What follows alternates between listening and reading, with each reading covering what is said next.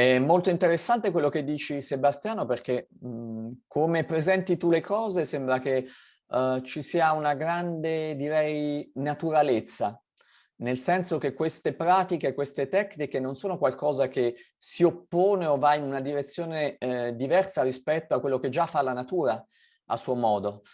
Tu dicevi quindi già il correre dà quella sensazione di benessere che se noi lo vediamo da un punto di vista soltanto materiale è benessere, è il wellness che viene tanto propagandato ai nostri giorni, ma se lo vediamo da un punto di vista più profondo e se vuoi spirituale, è già quella prima scintilla di beatitudine in piccolo che poi noi ritroviamo in forma infinita nel momento in cui andiamo a lavorare, come dicevi tu, col cesello e in maniera concentrata sugli elementi che ci interessano. E secondo questo schema che tu hai delineato in maniera molto, molto semplice e chiara, appunto canali, venti ed essenze. E va benissimo.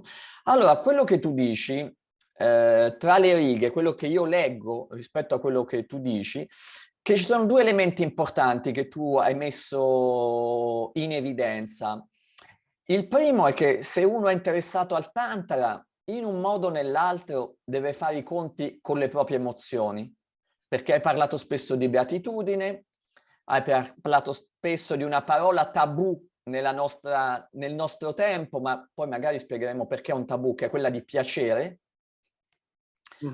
Quindi devi avere a che fare con le tue emozioni, poi magari anche con emozioni più difficili da gestire, perché comunque si dice che il cammino tantrico è un po' un camminare sul filo del rasoio con la lingua alle volte, nel senso, quindi non sempre queste alchimie interiori prendono la strada che devono prendere, oppure queste alchimie interiori, in quanto infinite, devono proprio sbloccare della roba che abbiamo dentro, degli ingorghi, e quando c'è un ingorgo e uno sblocco di ingorgo, in genere accadono cose non piacevoli, ma ci deve stare perché altrimenti appunto i cosiddetti canali non si puliscono se non togliamo la sporcizia. Quindi uno, le emozioni, e mi sembra di capire che comunque è un cammino sì contemplativo, ma non certo per intellettuali o per persone troppo nel mentale, come si direbbe al giorno d'oggi. Perché? Perché senza questo benedetto corpo non si va da nessuna parte, cioè si diventa Buddha. Guarda, è tutto, quando parliamo di emozioni, queste cose, dobbiamo parlare di digestione, ok? Ok. Perché parliamo di digestione? Perché se noi mangiamo qualcosa, se noi mangiamo qualcosa e ci rimane sullo stomaco, mamma mia. Quindi è lo stesso anche le nostre emozioni. Le emozioni sono semplicemente l'espressione, un'espressione naturale. Ognuno ha emozioni, quando siamo bambini. Il problema è quando le nostre emozioni, non riusciamo a digerirle, quando rimangono, incastrate da qualche parte nel nostro corpo. E qui noi veniamo a parlare di essenza rossa, perché o di fuoco interiore. Ti dicevo che il fuoco interiore è il nostro metabolismo, okay? Quindi non solo il nostro metabolismo fisico, ma anche il nostro metabolismo emozionale. Quindi che cosa succede? Nel tantra noi vogliamo aprirci, se noi vogliamo riconoscere che, l'essenza stessa della realtà, è illuminata, è illuminazione, noi abbiamo bisogno di aprirci a 360 gradi alla realtà. Ma aprirci a 360 gradi alla realtà vuol dire, incontrare tutti quegli aspetti che spesso e volentieri noi vogliamo evitare della realtà. E quindi che cosa succede? È come se noi vogliamo aprirci a mangiare tutto qualsiasi cosa. Quindi che cosa succede? Però magari certe cose facciamo fatica a digerirle. Quindi la maggior parte delle persone dice: "Ah beh, questa cosa allora non la mangio". Qua invece, che cosa facciamo? Noi andiamo a, incrementare il nostro potere digestivo, la nostra digestione, il nostro fuoco digestivo, in modo tale che noi possiamo andare possiamo digerire tutto quello che vogliamo, insomma, quindi qualsiasi emozione. E come ti dicevo, noi abbiamo bisogno di un grosso fuoco, perché abbiamo bisogno di tanto fuoco. Più fuoco noi abbiamo, più questa essenza di beatitudine viene rilasciata all'interno del nostro sistema. Quindi che cosa succede? Le nostre emozioni funzionano un po' come legna da ardere. Quindi le emozioni, noi nel tantra, specialmente nei livelli un po' intermedi, cosa succede? Noi andiamo consciamente a liberare o a intensificare le nostre emozioni, però lo andiamo a fare con consapevolezza, e lo andiamo a fare indirizzandole in particolari punti del nostro sistema. Specialmente il fuoco interiore è specialmente nella pancia, okay? Quindi quando noi andiamo a liberare le nostre emozioni, noi dobbiamo avere la capacità di capire come andare a indirizzarle all'interno del nostro corpo. La maggior parte delle persone sperimenta emozioni, però non ha idea di come l'emozione si muove nel corpo. Quindi cosa succede? Noi andiamo a utilizzare le emozioni, e attraverso l'utilizzo di queste emozioni e l'indirizzamento di queste emozioni all'interno del fuoco interiore, il risultato della liberazione emozionale è uno stato meditativo. È uno stato di meditativo, e non solo uno stato meditativo, ma uno stato di meditativo estatico, uno stato meditativo molto positivo. Molto positivo, certo. Ehm Quindi tu giustamente col paragone che facevi del fuoco, della legna e quant'altro, allora mi sembra di capire che proprio nel momento in cui queste emozioni non sono fatte circolare, e parlo della persona, tra virgolette, normale, il non praticante tantrico, ok? C'è il rischio che, proprio perché è come se fosse del fuoco che viene permanentemente spento, possa creare dei veri e propri blocchi all'interno della persona. Cioè le emozioni possono congelarsi in varie zone della persona, e guarda caso poi io lavorando in Francia come terapeuta mi accorgo che sono sempre quelli i problemi, ci sono blocchi alla gola, blocchi al petto, guarda caso blocchi al plesso solare, o in altri casi dei blocchi che riguardano la zona bassa del bacino, la base della colonna vertebrale. Quelli sono tutti blocchi che poi hanno a che fare poi con problematiche eventualmente di natura sessuale. Quindi questa energia, se noi che esiste, che è naturale, che nell'universo esiste in forma libera e spensierata, potremmo dire, il problema è quando noi cerchiamo di bloccarla perché magari ci fa paura o perché è legata a degli eventi traumatici, e la congeliamo in delle zone. Da lì che iniziano probabilmente i malanni, non solo i malanni fisici, ma anche i blocchi mentali, che poi sono quasi sempre connessi a dei blocchi emozionali. Sei d'accordo più o meno su questa breve... Assolutamente, e tu hai menzionato la paura. La cosa in una maniera diciamo, se la vediamo in una maniera molto più elevata e buddista, il blocco viene dal self-clinging, diciamo in inglese, attaccamento al sé, però attaccamento in italiano non so se è la parola giusta. Vuol dire quando uno si aggrappa a qualcosa e non la vuole lasciare andare. Questo tipo di È attaccamento. proprio un incollarsi, è come se... È un po', è un tipo, è ossessivo, una specie di ossessione. Ovvio. Ok? E quindi che cosa succede? Attaccamento a sé non vuol dire attaccamento alla propria persona, vuol dire attaccamento a ogni fenomeno. Quando noi parliamo di sé nel buddismo, ogni fenomeno è un sé. Ogni fenomeno è un sé. Quindi quando noi ci fissiamo, su un particolare, su una particolare cosa, questa cosa crea questo blocco. E perché noi ci fissiamo? Molto e volentieri noi ci fissiamo per paura, come tu hai detto. E la paura è il completo opposto della beatitudine. Cosa succede quando non abbiamo paura? Andiamo Blocchiamo, chiudiamo. a bloccarci. E questa cosa qua blocca tutta questa digestione. E tu dicevi anche questa cosa dei blocchi al petto, alla gola, è proprio è esattamente il percorso che fa il cibo. È esattamente il percorso che fa il cibo, che è esattamente il percorso che fa anche il nostro respiro. Ok? Il nostro respiro parte dalla bocca e dalle narici e arriva fino al livello dello stomaco, ok? Dove si espande il diaframma. E quindi cosa succede? Se il cibo si blocca nella bocca o qua o nel petto, è un casino. È la stessa cosa anche se non riesci ad andare in bagno. Ovvio. E quindi tu dicevi il blocco nella pelvi, se tu non riesci ad andare in bagno è un casino. Ovvio.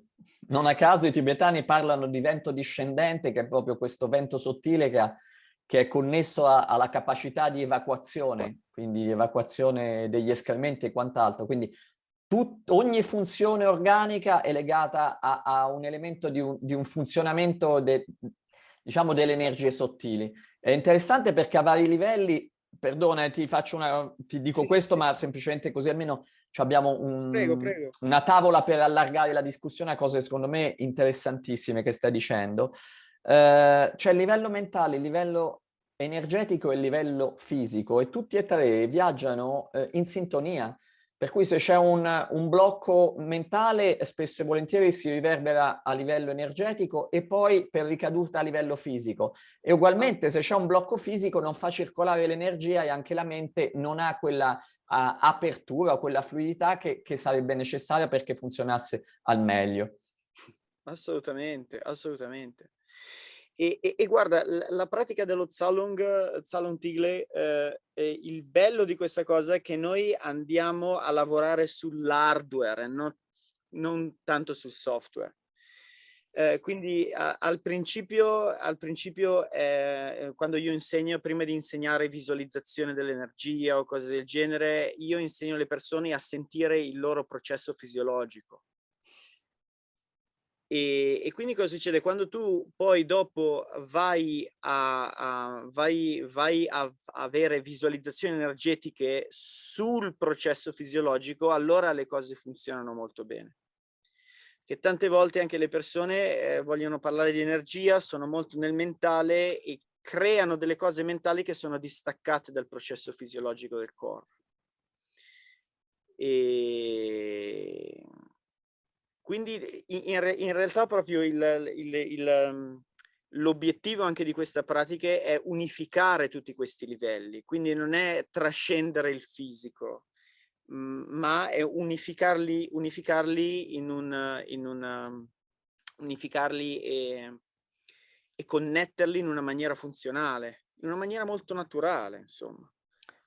Beh, quello che dici mi sembra di fa capire a molte delle persone che hanno magari dei pregiudizi rispetto a queste discipline, nel senso che pensano che sono delle pratiche mistiche. Quando pensiamo noi mistico, usciamo immediatamente dalla nostra mente occidentale, va fuori dal corpo, quindi il mistico è... Quando in realtà queste pratiche ci connettono con la nostra naturalezza. Nel buddismo tantrico noi diciamo che l'illuminazione è la nostra natura, cioè quando noi siamo completamente naturali, noi semplicemente otteniamo la buddhità. Quindi non è qualcosa di così, non è qualcosa di lontano da noi, ma è qualcosa di così vicino a noi che non riusciamo a Non riusciamo a guardarlo. percepirlo, certo. Tante volte, secondo me, cercare la buddhità è come cercare gli occhiali, magari, C'ha gli occhiali addosso. O col cordoncino sul petto. Come... È vero, è vero, è vero. Ma questo è sempre, secondo me, Sebastiano, questo nostro un pochino problema che abbiamo come civiltà, quella sempre dell'astrale, per cui pensiamo, dividiamo sempre corpo, mente, materia, spirito, mentre il Tantra, e non solo il Tantra, ma in particolar modo il Tantra, ci insegna a capire che appunto la buddhità non è fuori, ma non è manco fuori dal corpo, cioè il Buddha nella sua manifestazione Nirmanakaya, quindi i Buddha terrestri, quelli che vengono giù, diciamo, per insegnare a noi che ancora stiamo nei pasticci, hanno un corpo. Quindi non c'è assolutamente questa discriminazione. Come dicevi tu, io cerco di partire dall'hardware e non dal software. Bisogna partire, secondo me, giustamente dalla materia dura, dal grossolano, perché se non percepisci il grossolano, c'è il rischio che tu pratichi, sublimi, ma il pezzo grosso, perdona l'espressione, rimane comunque ancorato e arenato a terra. Invece qui è tutto che partecipa a questa dimensione di illuminazione, di beatitudine. Se non c'è la connessione con la materia, la vita del tutti i giorni, le relazioni mondane del tutti i giorni, poi la nostra spiritualità diventa un trip. Diventa un trip. La nostra spiritualità diventa un viaggio, diventa un qualcosa che noi facciamo per evadere o per avoidance, per evadere, insomma, per evadere cose che non vogliamo sentire. Guarda, sono d'accordo. Prima volevo anche dire anche una cosa che mi è piaciuto, uno spunto che tu hai detto dal punto di vista che hai parlato del vento discendente. Sì. Prima. Il vento discendente è appunto il vento legato a tutte le funzioni che noi abbiamo nella nostra pelvi. Una cosa principale, specialmente che noi facciamo, è scollegare da un certo punto di vista il piacere sessuale da io tante volte dico questa cosa, desessualizzare il piacere sessuale, per esempio. Wow. Desessualizzare il piacere sessuale. Tante volte, per esempio, quando noi andiamo, noi non riusciamo a percepire il piacere di quella parte senza una mentalizzazione. Quando in realtà il piacere che arriva da quella parte è un piacere molto profondo e in realtà è come io faccio questo esempio, è il piacere, immaginati quando se non puoi andare in bagno e lo devi tenere, poi a un certo punto vai e lo fai in una maniera super. C'è È un piacere. piacere quella cosa. Quindi spesso e volentieri, secondo me, attraverso anche la nostra educazione che è venuta fin da quando siamo bambini, tante sono i blocchi e le paure che noi abbiamo in connessione quando noi andiamo a sentire quella parte del nostro corpo. Ed è o completamente bloccata o completamente diciamo, perversa da un certo punto di vista. O settorializzata, cioè quella parte la usi per quello e serve a quello, e per carità non ci devi fare nient'altro, deve rimanere tutto laggiù in basso, lontano, distante e un po' emarginato. Quindi va bene il sesso, ma guai che l'energia, questa energia di beatitudine che poi è presente nell'acme del piacere sessuale, per carità che diventi uno strumento di illuminazione, deve comunque rimanere giù perché la sua funzionalità al massimo è far piacere al bacino a tutto ciò che gli sta intorno, sempre. In realtà appunto questa cosa questa energia è un'energia estremamente curativa. È un'energia estremamente curativa. Quindi quando questa energia viene desessualizzata o viene riconosciuta come pura e viene poi riconnessa a tutte le altre parti del corpo, allora si sperimentano anche dal punto di vista fisico noi possiamo sperimentare guarigioni. specialmente anche guarigioni da tante volte anche da disturbi cronici o cose del Certo, genere. certo. Condivido pienamente. Adesso ti volevo chiedere ancora qualcosina, sbocconcellando a destra e manca. Mh-mh. Però volevo rimanere su questo tema perché stai dicendo le cose molto interessanti che secondo me sfatano e aiutano un pochino a togliere tante nebbie o pregiudizi sulla pratica tantrica. Allora, una cosa interessante secondo me è quello che tu dicevi prima rispetto alla corsa, ok? Che già il correre dà una sensazione di benessere. Se tu te la vivi soltanto a dimensione di benessere fisico, ok, mi sono rilassato, adesso mi prendo una doccia. Se ci stai con più attenzione, più presenza in quella sensazione, può diventare una porta per, diciamo noi, tanto per intenderci, un livello superiore, un livello più profondo. Mh-mh. Ma anche il sesso in quanto tale, la pratica sessuale, se viene svolta con soddisfacimento, quello che ne segue è veramente in maniera molto maggiore, ma una sensazione analoga di quella di una bella corsa, cioè c'è veramente poi un rilassamento, una serenità di fondo, una apertura, una calma, tante sensazioni che per carità stiamo parlando di un livello fisico e un livello grossolano, però ci dovrebbero dire che quella è già una porta probabilmente per vivere quelle esperienze, la sessualità, come dici tu, desessualizzandola, se ho ben capito l'espressione, ma come lato energetico, perché è lì che allora si può effettivamente diventare un qualcos'altro che non ha per forza più a che fare con l'esercizio pratico e pragmatico della sessualità, ma qualcosa in più. Perché ti ho detto tutto questo? Perché secondo me al giorno d'oggi tu hai fatto riferimento giustamente al neotantra, che sono talvolta degli approcci che possono essere interessanti, ma non sono radicati in una tradizione che magari per millenni ha praticato determinate tecniche, quindi vai tra virgolette sul sicuro perché sono tradizioni sacramentali, quindi hanno già una funzione sacra e per di più praticate in sicurezza da centinaia di generazioni.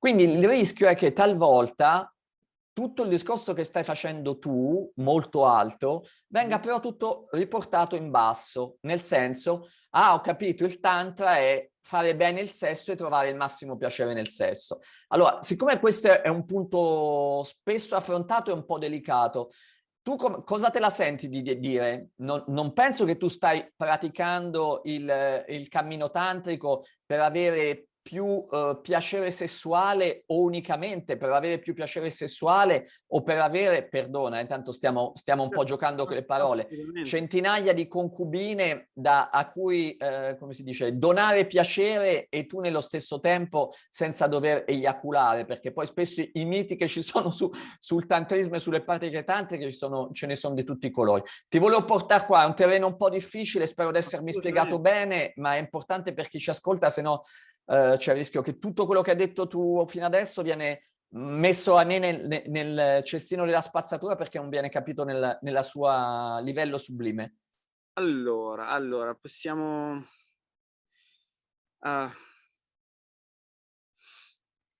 allora tanto una cosa che è molto importante quando vai a fare queste pratiche è capire la propria intenzione, essere onesti dal punto di vista della propria intenzione. Ehm E quindi l'intenzionalità, il perché uno fa una cosa, cioè un coltello è un coltello, cioè uno può sgozzare come uno può cucinare. Quindi, alla fine qualsiasi cosa che uno fa, dipende dalla persona che fa e quindi, questo non vuol dire che quindi, io non sono de questo non vuol dire che siccome i coltelli possono essere usati per sgozzare, noi vietiamo i coltelli o facciamo in modo che le persone non abbiano accesso ai coltelli. Chiarissimo. Educare, come dire, bisogna far sì che le persone che utilizzano i coltelli in una maniera efficiente, facciano conoscere questa cosa. Chiarissimo. Ehm, Poi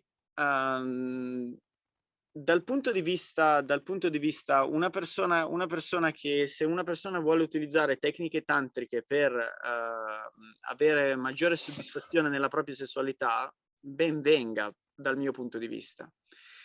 Ben venga, nel senso che una persona che è più soddisfatta, dal punto di vista sessuale, è una persona che è molto più calma, naturalmente, è molto più calma, è molto più soddisfatta. E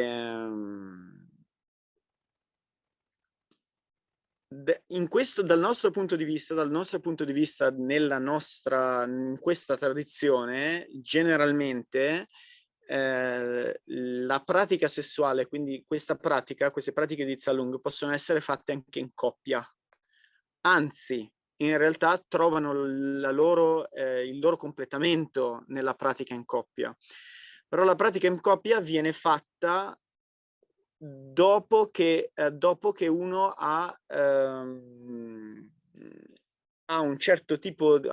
arrivato a un certo tipo di conoscenza e di mastery nella tecnica.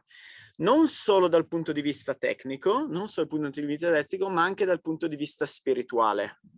Certo. In che senso? Nel senso che se io riconosco la mia natura profonda, io arrivo a riconoscere la mia natura profonda, attraverso queste tecniche arrivo a riconoscere questa natura. Quindi che cosa succede? Quando io riconosco la mia natura più profonda, riesco a riconoscere anche la tua natura più profonda, perché la mia natura più profonda è la stessa della tua. Quindi cosa succede? Quando io mi relaziono a te da questo punto di vista.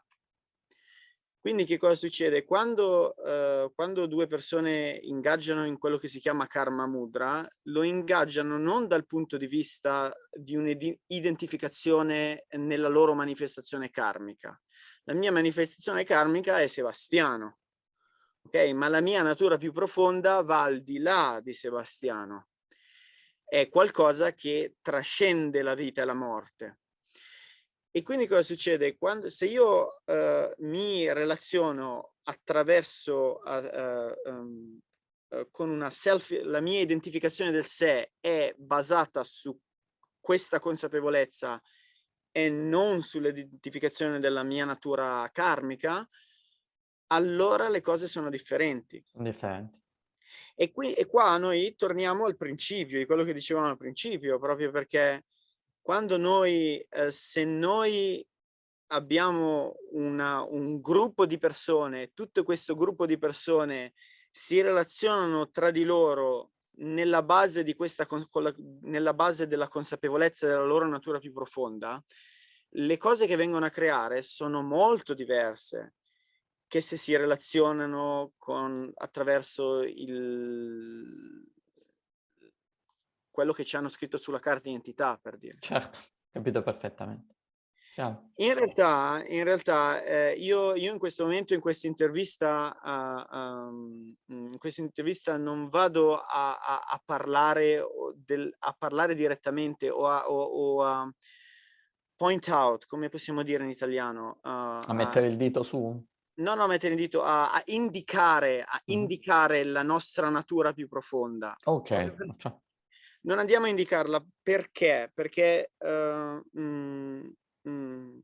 ci sono delle cose che si chiamano pointing out instruction, che sono delle istruzioni per andare a guardare la nostra natura più profonda, ma queste istruzioni vengono date nel momento in cui la nostra fisiologia è pronta per vedere questa cosa, perché sennò diventa una cosa intellettuale.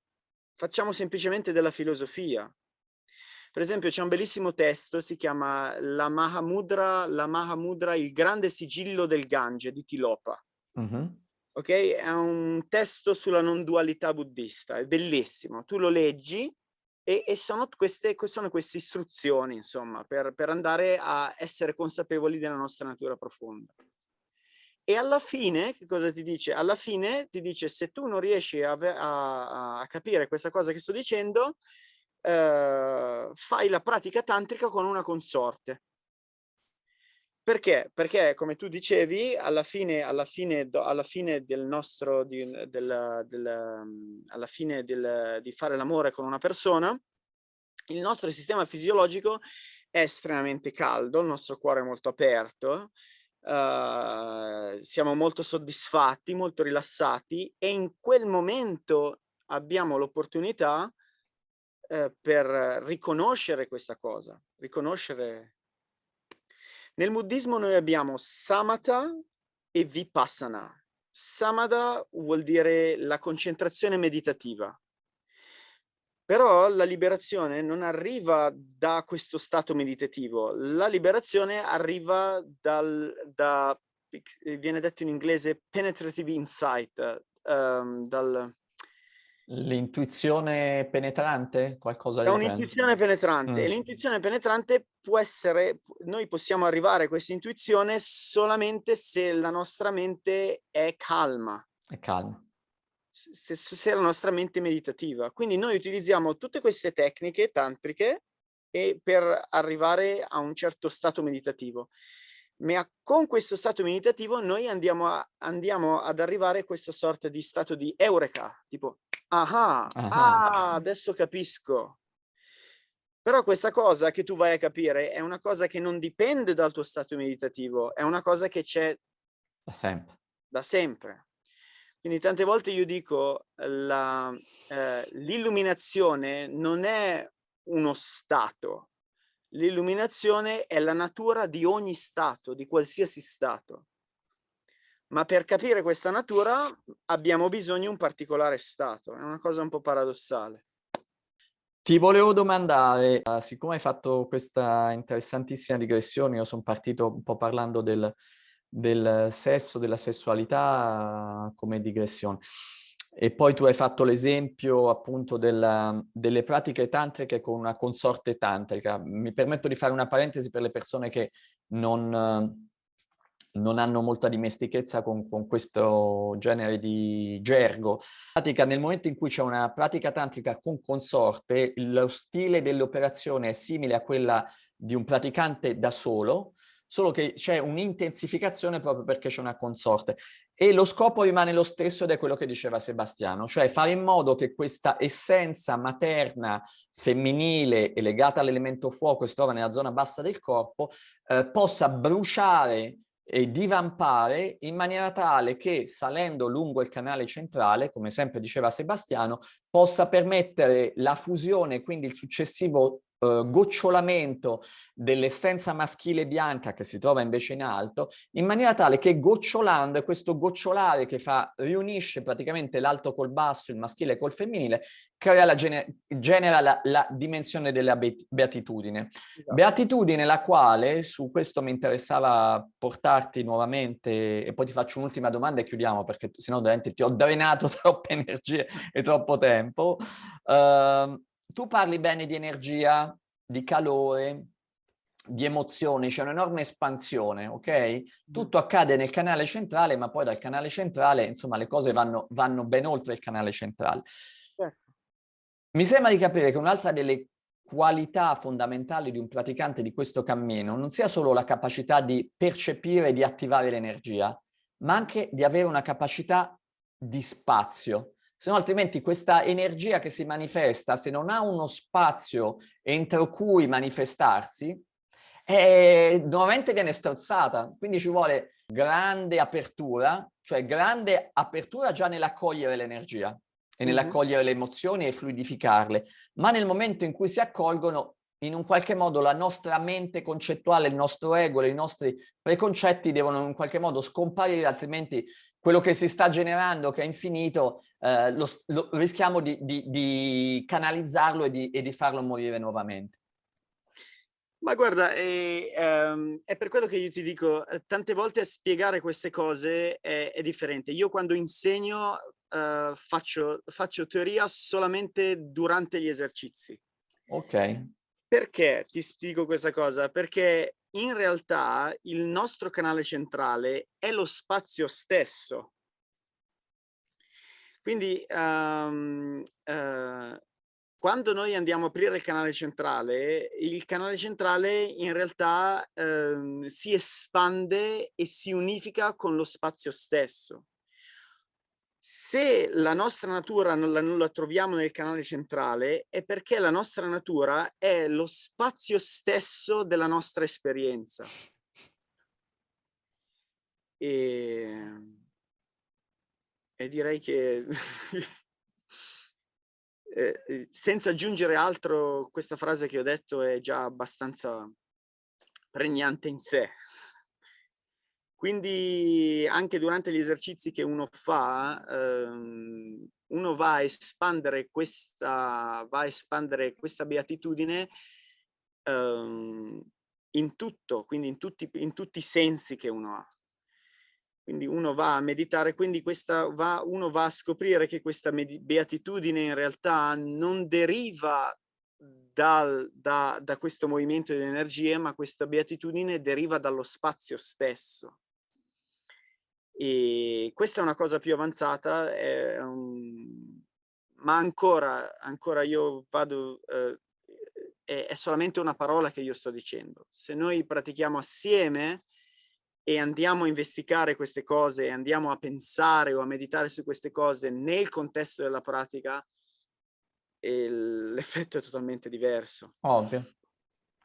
Ovvio, ovvio. No, ma è chiarissimo quello che dici, Sebastiano, le parole possono in qualche modo solo puntare, ma ovviamente non dare una direzione dove poi uno indaga, e dove indaga non ci sono poi più manco le parole per esprimere quello che uno poi trova attraverso l'indagine.